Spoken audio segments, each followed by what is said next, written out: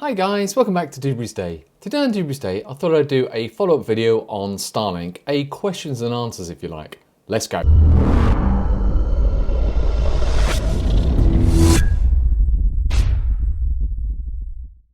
So guys, Starlink video, 100,000 views. So thanks guys, first of all, for all of the views, all of the subs, everybody commenting on it. You've all found it really useful.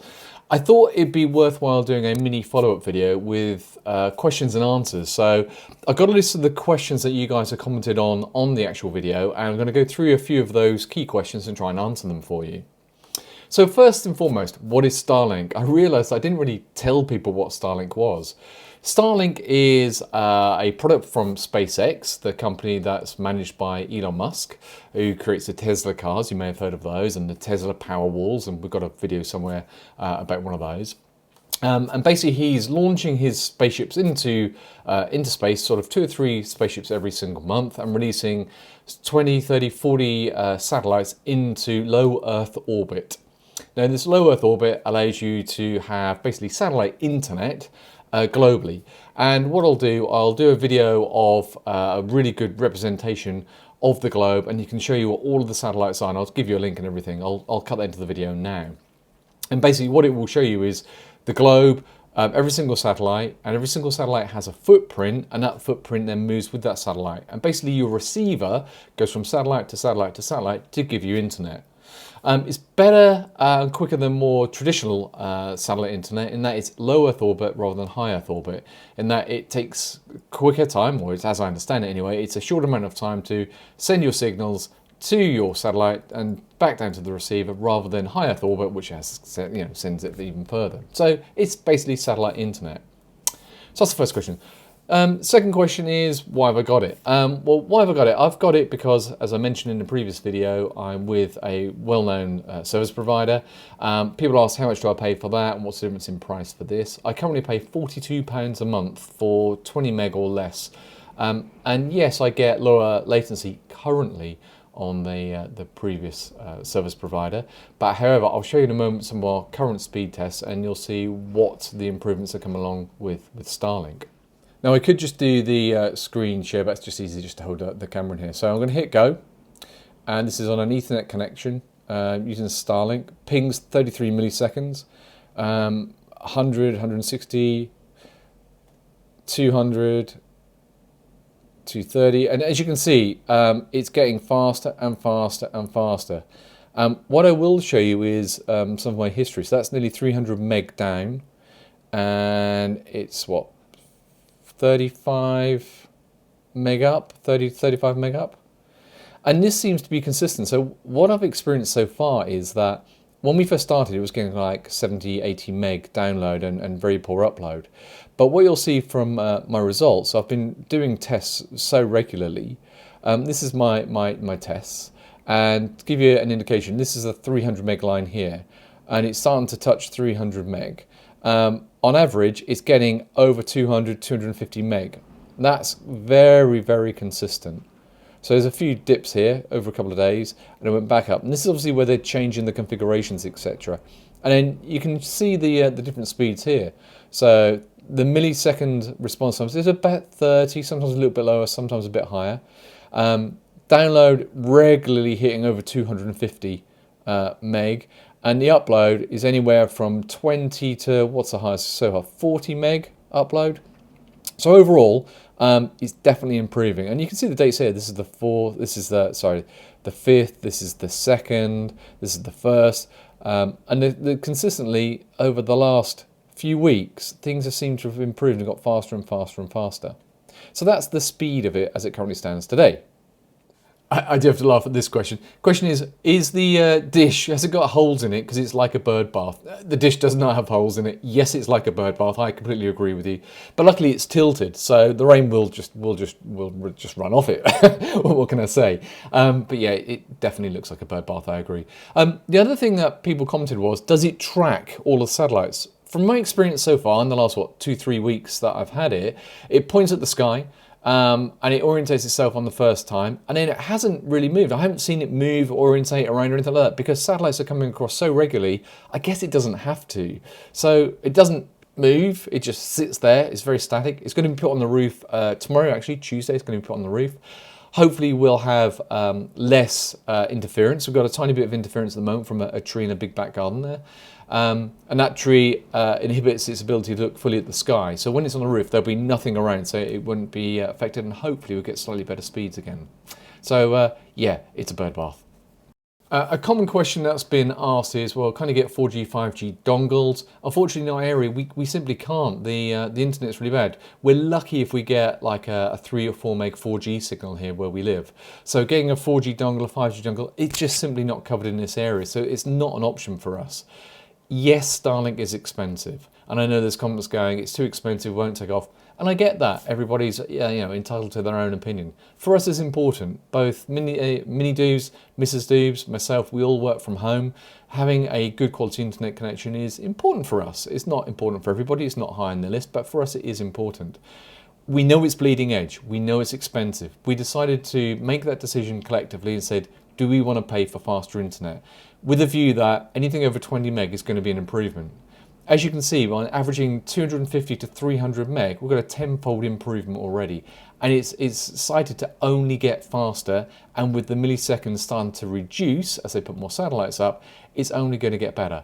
I would like to think that the cost will come down, but I simply don't know if that will do. At the moment, we're fortunate that we can afford it, and it's not a problem for us, but I can understand why other people may not be able to afford it. Especially people who perhaps have fibre to the premises, getting a 200, 300, 400 meg connection for 20, 30, 40 quid. I can get it, I absolutely get it. But it's, each person has different choices. But I thought I'd address that issue. Next question, people talking about latency, saying you've got to have a really low latency in order to play games. False, completely untrue. So with the latency I've got, which is what, 28 to, let's call it 35 on average, I can play games, I can play Warzone, I can win at Warzone, and I, like most people on the internet, thought it was going to be a stopper, an inhibitor for us to play games. So Mini Doobs and I play games. Absolutely not a problem. We play on, I guess, anywhere between 30, 40 milliseconds. Doesn't affect our game whatsoever. So although a faster millisecond will allow you to react slightly quicker, in reality it makes very little difference. We're not pro gamers. We have a bit of a laugh. We play some games. It doesn't seem to affect our gameplay at all. So not true. Next question about weather.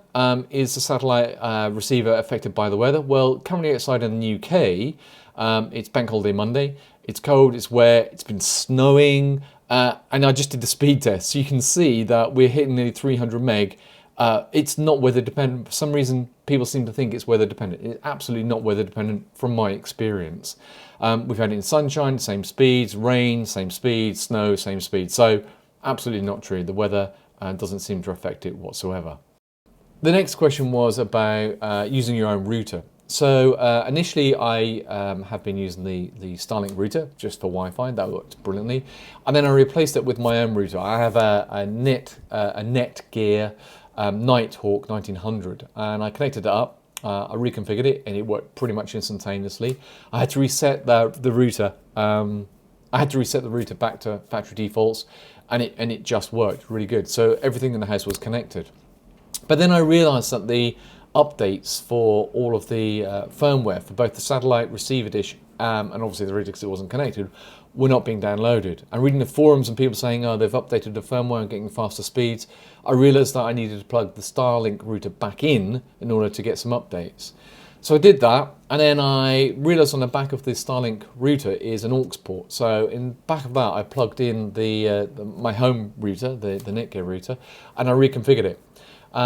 What I then did was do a static route, for those that know, static route from my home network out through the Starlink router and out to the internet. And that worked perfectly, everything fires up. And then since then, the firmware's been updating onto both the router and also onto the satellite receiver. So it is possible to use your own internet gear at home, and I don't have a problem with it whatsoever. It works really, really well.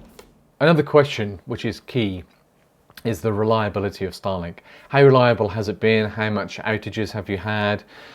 So far, it's been reasonably good. We've connected the router up to our home internet, so we're using this solely rather than our other service provider, and we've tried it for the last week or two. What we found during a working day is that we've had a couple of dropouts. I'm just going to be honest and open with you. We had a couple of dropouts. But it's normally for like 4, 5, 6 seconds at a time.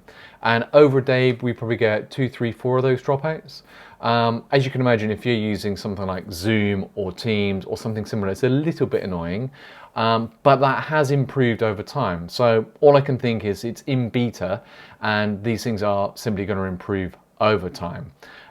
What I'll show you is on the app, I'll just do this now and I'll do a cutaway, is on the application for Starlink, you can see the uptime, you can see the signal to noise ratio, you can see how much downtime you've got from all of the connections. So if I show you here, so what you can see on the phone is at the top you've got your ping success, then you've got in the last 12 hours no satellites for 11 seconds and beta time 35 seconds. That's not uncommon. So it's in 12 hours. So you could say on average you lose beta downtime about a minute every 12 to 24 hours, and no satellites maybe 10 or 20 seconds. Latency at the moment is huge, 1093. I don't know why. That's probably, don't know, maybe it rebooted or something similar.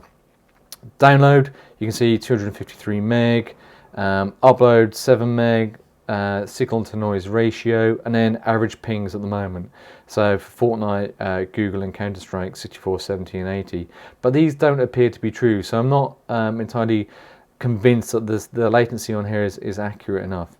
But it does show you on the application what the sort of the ping times are, download usage, latency, all that sort of good stuff. So there are a few outages over time. Will we continue to use it? Yes, we absolutely will. We'll continue to use it over the next week or two, with a view that it's going to get improve and get better and better, which is exactly what it's doing. I think probably the final question I'll answer today is about the portability of Starlink. Now, as I understand it, it's locked to a geolocation, circa about 20-mile diameter. So you'd be able to travel within 20 miles. And what you could do, if you were so inclined, would be to take the dish, take some sort of inverter into, say, a caravan or onto a campsite or that kind of thing, plug it in, and you will be able to get internet within that sort of 20-mile radius. Now, to go further afield, I haven't tried it, and I haven't seen any other videos of people going further than that sort of distance. But is it portable? Could you put it on top of, say, an RV? Could you put it on top of a caravan? Yeah, you could. You absolutely can do this. It's really straightforward. You literally put the router on, the receiver on the roof, the router inside your caravan or RV, plug in some power, and bang, you've got internet. Like I said, I don't know the full distance you can travel out and take it with you, but it is possible.